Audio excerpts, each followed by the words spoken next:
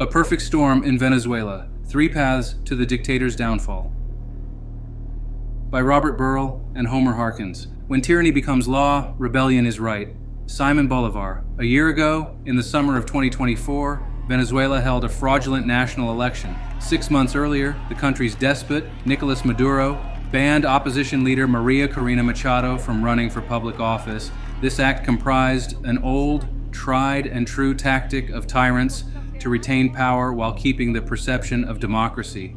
Undeterred, in March 2024, Corina Machado backed the election of Professor Corina Yoris. In less than a week, Maduro also banned Corina Yoris from running. Maduro was terrified of a fair contest for popular support, even from an elderly woman with no political experience. In late May, with only a month remaining before the election, Corina Machado threw all her support behind Edmundo Gonzalez Urrutia. The results stunned the world, with Gonzalez winning 70% of the votes. More remarkably, Corina Machado leveraged her grassroots network to make copies of the voting records from the 20,000 polling centers, publishing them to the world to see. Through his corrupted Supreme Court, Maduro predictably falsified the election, stating he had won despite not providing a shred of actual proof. Then he used the corrupt military to suppress the widespread dissent. Today, many countries recognize Gonzalez as the duly elected authority in Venezuela, while Corina Machado remains in hiding but bravely refuses to leave the country. With her inspiring patriotism, passion, and fortitude, Maria Corina Machado represents the catalyst for progressive change in the Bolivarian Republic. One could ask why the internal nightmare of Venezuela matters to its neighbors. There are good reasons for concern. The Organization of American States Charter establishes that representative democracy is essential for peace, security, and development in the region. Since 1995, when the only dictatorship in the hemisphere was Cuba, there has been an ominous retreat from democracy in the Americas. The Economist recently concluded that Nicaragua and Venezuela now join Cuba as authoritarian regimes, while 8 others are hybrid regimes verging on dictatorship. This political instability is crushing economic development and spurring mass migration. The United Nations is tracking 8 million refugees fleeing the Venezuelan dictatorship alone, streaming across its borders into other Latin American countries and the United States. Threateningly, Venezuela now fields a variety of drones based on Iranian designs, and Russia is planning to deploy hypersonic intermediate-range missiles to Venezuela. The last time Russia did something like this resulted in the Cuba Missile Crisis, almost causing World War III. This clear and present threat to the United States homeland may explain the large air and naval force recently deployed to the Caribbean by the United States. Maduro represents more than an illegitimate dictator, but also an officially designated foreign terrorist leader who shelters transnational criminal organizations.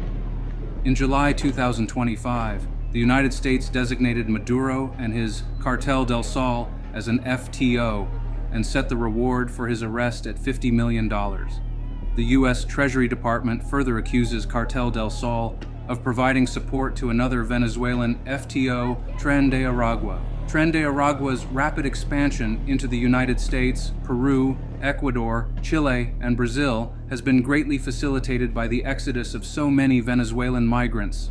Further, Maduro provides sanctuary for both the Colombian FARC, Revolutionary Armed Forces of Colombia, and ELN, National Liberation Army. This cross-border shelter facilitates regional insecurity, particularly for the U.S. ally of Colombia. Additionally, the dictator is openly backed by U.S. adversaries China, Russia, and Iran. In fact, both China and Russia have warned the United States to not take action in securing Venezuela's freedom. On paper, Venezuela's military ranks 55th out of 145 nations, but it remains quite ineffective. The budget is estimated at $30.3 billion in 2024. This supports the active service of 63,000 soldiers, 25,500 sailors, 11,500 airmen, and a National Guard of 23,000.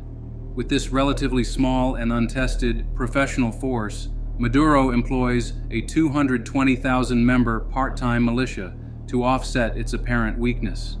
Its highly politicized officer corps remains of questionable quality in terms of training, education, and enthusiasm. To ensure loyalty, Maduro continues to promote officers to general and admiral, with the bloated number reaching a staggering 2,000. That's double the number in the much larger U.S. military. There are now so many flag officers that the armed forces can hardly function effectively. Furthermore, international sanctions over many years have negatively impacted equipment readiness.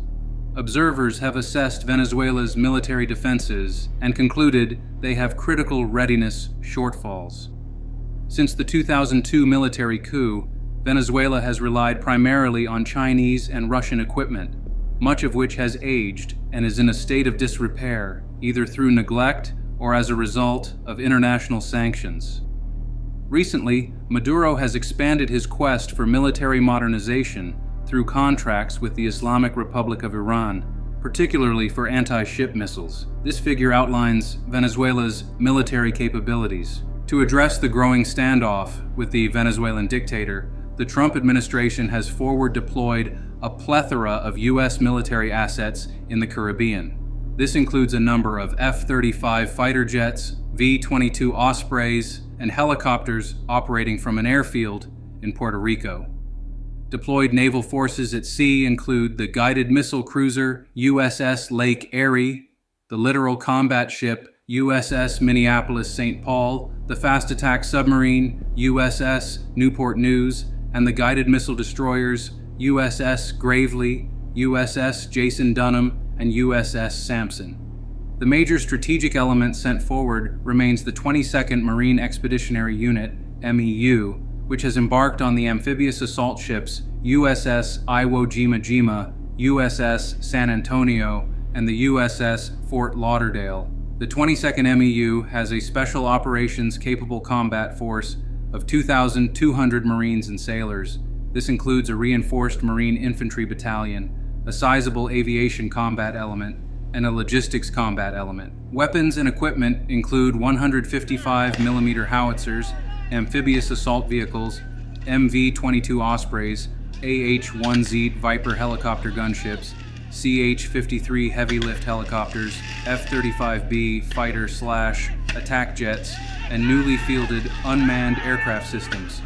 The 22nd MEU trained for a full year prior to deployment as a cohesive task force and embodies one of the most highly trained and equipped combat forces in the world. While the U.S. forces deployed forward remain impressive, they are simply the tip of the spear. The Department of War can project military power with many assets located in the continental United States, particularly strategic air power. The currently deployed forces are not sitting idle and have already targeted 3 Venezuelan boats thus far, one on the 2nd of September and the latest 2 announced on the 16th of September. Could these small tidings foretell of larger events to come? Possible options: high-value targeting. While the United States does not conduct assassinations, it has a long history since 9/11 of hitting high-value targets to eliminate terrorist threats. Cutting the head off the snake may compose the most simple, effective, and least costly option in terms of human lives in resolving the crisis. This choice is reinforced by the fact that President Gonzalez has already been elected, and a transition of government could prove fairly simple. Nonviolent revolution. The vast majority of Venezuelans support the leadership of Maria Corina Machado. Only 12 months ago, hundreds of thousands took to the streets in Caracas with her in supporting governmental change. With the increased U.S. pressure on the dictatorship, it remains foreseeable that mass protests could erupt again, forcing the regime to fold and flee the country. Corina Machado has previously stated on numerous occasions that many in the military establishment secretly support the opposition movement. If so, Venezuelan military support would prove a decisive factor in bringing about nonviolent regime change. Insurgency. An armed resistance to Maduro has yet to manifest itself, despite his low popularity. Instead, the Bolivarian Republic has proven far more susceptible to military coups in the past. However, a homegrown armed resistance, or even the emergence of private military contractors through opposition backing, could develop. The U.S. might support that resistance with a host of possible capabilities, including the enactment of no-fly zones and maritime exclusion zones. In this scenario, the Department of War would support resistance forces ashore without boots on the ground. Way ahead. As Maria Corina Machado has aptly described, the future of Venezuela remains a simple choice, and one of good versus bad. The Trump administration has set its sights on addressing the brutal dictatorship in Venezuela. The United States sees the increasingly unstable Maduro regime as a clear and present danger, with the flow of immigrants from Venezuela towards the United States as socially disruptive, the flood of illegal drugs coming to the United States from Venezuela, killing thousands of Americans each year as premeditated mass murder, and the growing missile and drone threat to the homeland that Venezuela presents as unacceptable. Edmundo Gonzalez, still exiled in Spain, has finished his tour of Latin American countries in his efforts to gather international support for regime change. Today, he is recognized as the legitimate president of Venezuela by the United States, the European Union, Argentina, Costa Rica, Ecuador, Panama, Peru, and Uruguay. This week, Gonzalez stated that he hopes Maduro reflects and has the courage to leave Venezuela. While that would prove the best possible outcome, removing this regional threat may require more force. Robert S. Burrell, Ph.D., is a senior research fellow at the Global and National Security Institute. Homer Harkins, Ed.D., is a retired Special Forces officer and regional expert.